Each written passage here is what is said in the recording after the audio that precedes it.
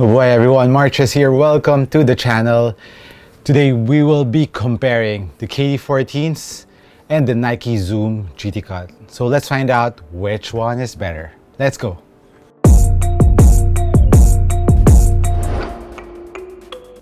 If you want to buy any of these two sneakers, I'll be putting the link down in the description below. Nike has been really killing the performance sneaker category this year, and these two are perfect examples. So far the KD14 and the GT Cut are two of my favorite sneakers to hoop in right now. So let's discuss the main difference and which one you would prefer more.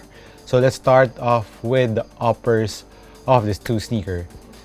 On the KD14, it features this screen mesh that has felt overlay on top, while the GT Cut has this net-like mesh that is equally as soft as the ones on the KD14, but it has a thinner underlining material on the GT Cut. So the main difference between the two uppers of these two sneakers is this padded mesh on top of the toe area of the GT Cut. And of course, one of the main difference is the shape of the forefoot. The GT Cut has a really snug forefoot compared to the KD14s, which is already snug, but the snugness of the GT Cut is really way up there. But in terms of the comfort of the materials, both are very comfortable around the foot, but I think it will really depend on the shape of your foot and what's your preferences. So if you want a little bit more space around the forefoot especially, you would prefer the KD14s. While if you want a really snug fit, like how the Kobe's really fit, and even higher on the snugness, you will surely love the GT Cut. In terms of comfort, both are very comfortable, but one thing to take note is this lateral plate on the GT Cut. It will touch the lateral part of your forefoot. You would feel the plastic on your lateral part of your forefoot more, but if you want none of that, of course the KD14 will be better, but this one really does its job. And in terms of support laterally, I would completely give it to the GT Cut, because lateral support on the GT Cut is really awesome. I mean, if you really don't want your foot moving anywhere around the footbed of the sneaker, you must experience the GT Cut.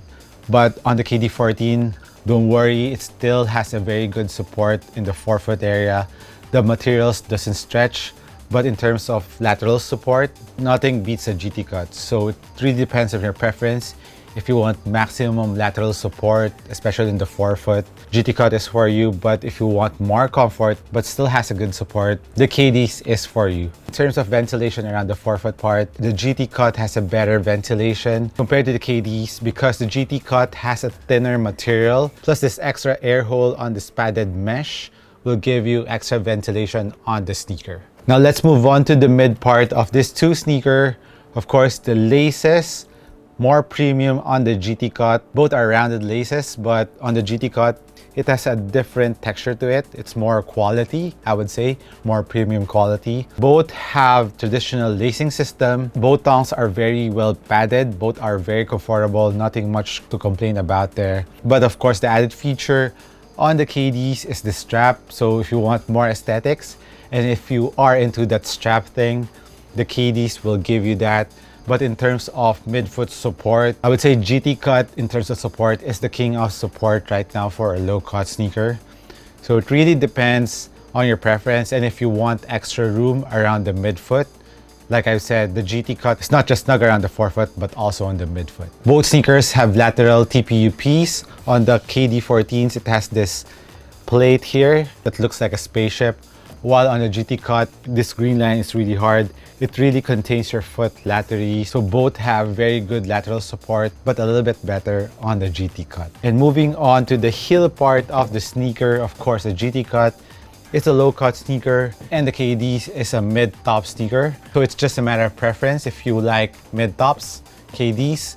If you like low-cut, course, more ankle mobility on the GT Cut. Padding wise, both are very well padded, but the padding on the GT Cut feels more stocky, and even though the GT Cut is a low cut sneaker, I would say heel containment, the lockdown, is better on the GT cut. But don't get me wrong, the KD's heel containment lockdown is also good, but this one is even better. Even though it's a low cut sneaker, your heel won't go anywhere. I think one of the reasons is this foam goes up to and contains your heel. Plus it's a really snug sneaker, so the sneaker won't really let your foot go anywhere. Plus another thing that helps out in the containment is a drop-in midsole of the GT cut. The React drop-in midsole sidewalls really goes up and cradles your foot. So I think that's one thing that helps out in the containment of the GT cut. Speaking of the drop-in, let's talk about the cushion midsole part of the sneaker. So on the GT cut, drop-in full-length React plus a full-length Zoom straddle below it. On the KD14s, it also has a full-length Zoom straddle plus a cushion carrier. So the main difference between these two cushion setup is if you want a lower to the ground feel plus very good impact protection for a very low profile sneaker, plus it will give you that bounciness after you feel the impact protection, the GT cut is for you. But if you want to feel the bounciness first, then the impact protection, plus it is also a very low to the ground cushion setup but not as low as the GT cut, then the KDs will be for you. Because I know a lot of people really doesn't like their foot really close to the ground. They want more cushion below your foot. So the cushion will give you that. And at the same time, no delay on the cushion setup. But some really likes it low to the ground. The GT cut will give you that. It is a very ultra responsive sneaker. You feel very fast in this one. It's really low, but at the same time, it will still give you that bounciness and impact protection to a very low to the ground sneaker. Now let's move on to the traction of these two sneakers. And this two traction is currently two of my favorite tractions out right now in the market. If you've watched my performance review of the GT cut, you know how I love the traction on the GT cut. It grips on clean, dusty floor and it doesn't pick up dust. And I thought that no sneaker this year will compare to the traction of the GT cut. But I was really impressed on the traction of the KDs. The bite was kind of very similar to the GT cut, and this one squeaks a lot. So in terms of traction, you will never go wrong between these two tractions, but a little slight advantage on the traction of the GT cut because it's made out of harder rubber compared to the KDs. Even though my KDs is already made out of extra durable rubber, but the pattern is thin on the KDs compared to the GT cut. Like I've said, you won't go wrong between these two traction. Both have excellent traction, two of my favorite tractions out right now in the market. As for outdoor use, both sneakers can be used outdoors, but the GT Cut's traction will be more favorable outdoors. That is if you want to play with these outdoors, because this is a very expensive sneaker. This is $20 more expensive than the KDs. The KDs is 7,800 pesos.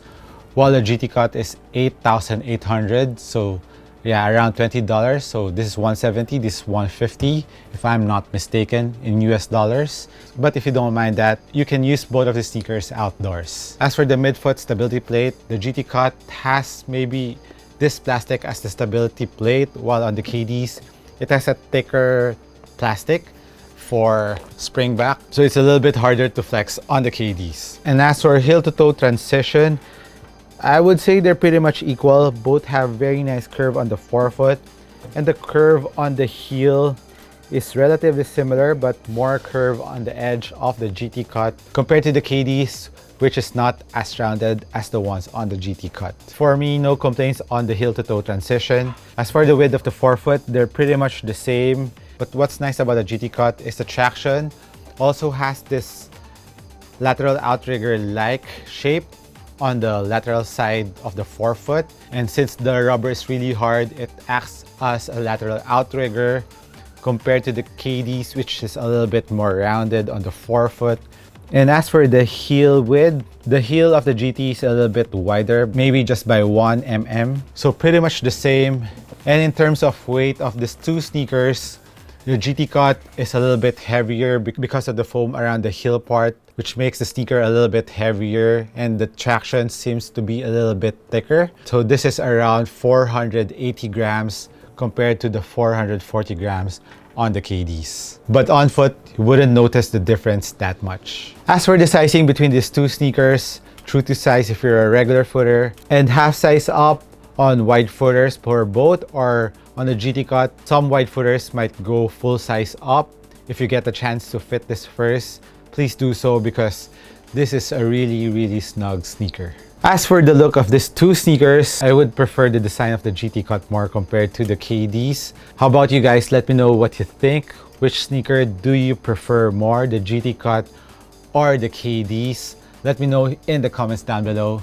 This has been Marches once again. Thank you for dropping by. I'll catch you on the next one. Cheers.